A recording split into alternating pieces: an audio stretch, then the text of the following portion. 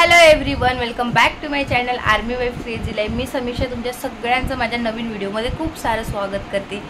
You when say hi. तर आम्ही चाललोय लग्न घरी, म्हणजे मी माझ्या मावशीकडे चाललेली आहे। तर मावशीकडे आज प्रोग्राम आहे गोंधळ आणि डायकाचा, देवीचा गोंधळ आहे, ते तुमच्यासोबत शेअर करणार आहे मी त्यांच्याकडे जाऊ। तर चला जाऊया आणि तुमच्यासोबत मी शेअर करते, तर व्हिडिओ नक्की बघा। इथे आलेला आहो आम्ही मावशीकडे, मंडप टाकणं चालू आहे आणि तिकडे गोंधळ पण चालू झालेला आहे। आणि इकडे बघा नवरदेव इन्स्ट्रक्शन देत आहे मंडपवाल्याला। मंडप पूर्ण झाल्यावर ते सुद्धा तुमच्यासोबत मी शेअर करणार आहे, कसा झाला मंडप तर।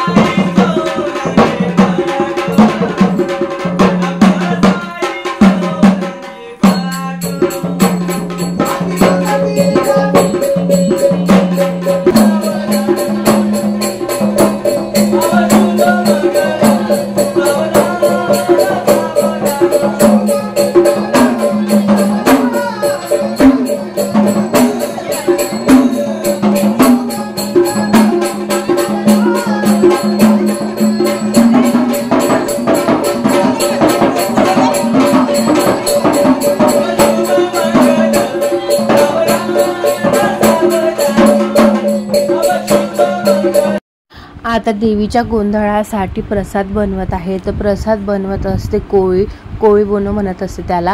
तर माझ्या मावशीकडे ज्वारी असते ती रात्रभर भिजू घालून त्याचं कोळी बोनं करत असते. जेही 5 जणीचं वगैरे बनवलेलं असते ते सगळं याच्यामध्ये पापड वगैरे सगळं तळून त्याच्यामध्ये मिक्स करून असा प्रसाद बनवत असते. तुमच्याकडे कोळी बोनं बनवत असते का कमेंट्समध्ये नक्की सांगा. माझ्या आईकडे भाताचं असते, म्हणजे शिजलेल्या भाताचं बनवत असते, पण मावशीकडे ज्वारीचं असते. तुमच्याकडे कोळी बोनं कशाचं बनवत असते मला कमेंट्समध्ये नक्की सांगा.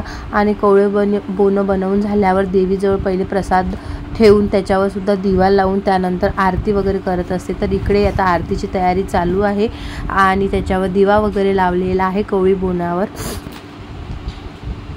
आणि मला हे कोळी बोनं खायला खूप आवडते. म्हणजे ज्वारीचं माझ्या मावशीकडचं, भाताचं काही एवढं आवडत नाही. तुम्हाला सुद्धा आवडते का कोळी बोनं कमेंट्समध्ये नक्की सांगा.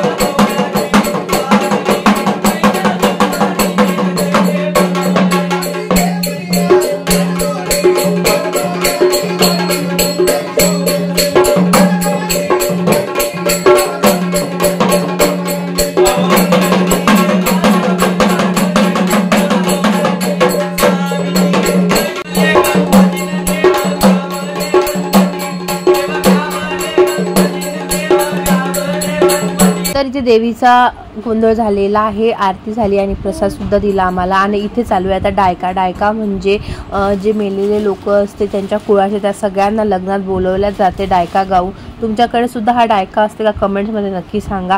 तर इथे चालू आहे प्रणयच्या आजी आजोबाला बोलवणं, तेव्हा काकाजींच्या डोळ्यात पाणी आलं होतं.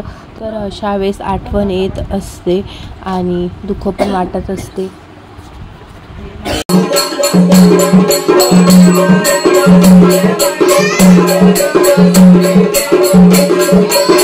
गोंधळ झाल्यानंतर बांगड्या भरण्याचा प्रोग्राम आहे आणि हळद दळण्याचा प्रोग्राम आहे. तो तुमच्यासोबत मी नेक्स्ट व्हिडिओमध्ये शेअर करणार आहे. तर भेटूया नेक्स्ट व्हिडिओमध्ये. तोपर्यंत बाय.